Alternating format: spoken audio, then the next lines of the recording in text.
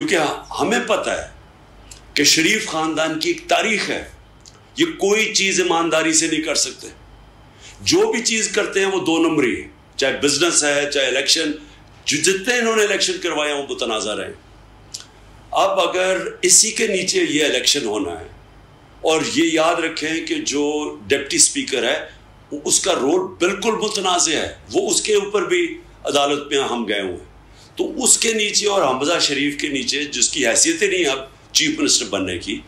یہ الیکشن مزید بحران بڑھائے گا، سیاسی بحران پاکستان میں۔ دوسری چیز، اب 24 گھنٹے کا ہائی کورٹ نے ٹائم دے دیا، لیکن ہمارے کئی ممبرز تو پاکستان میں ہی نہیں ہیں، کم از کم مجھے 6 ممبرز کا پتہ ہے جو حج کرنے گئے ہوئے ہیں، تو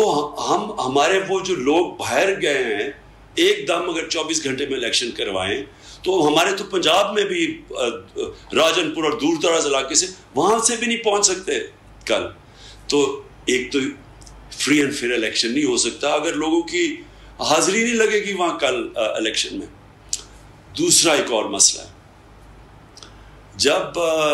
جب یہ حمزہ شریف کا الیکشن ہوا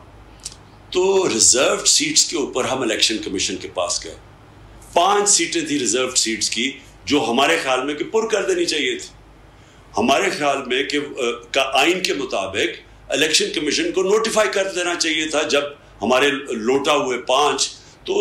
امیجیٹلی ان سیٹوں کے اوپر ہمارے لوگوں کو نوٹیفائی کرنا چاہیے تھا ان کی جگہ لینے کے لیے جن کی آج ووٹ ہوتی۔ لیکن پہلے تو ایک الیکشن کمیشن نے اتنا متنازع اور غیر آئینی فیصلہ کیا کہ انہوں نے فیصلہ کیا نوٹیفائی تب تک نہیں ہو سکتے جب تک بائی الیکشنز نہیں ہوتے،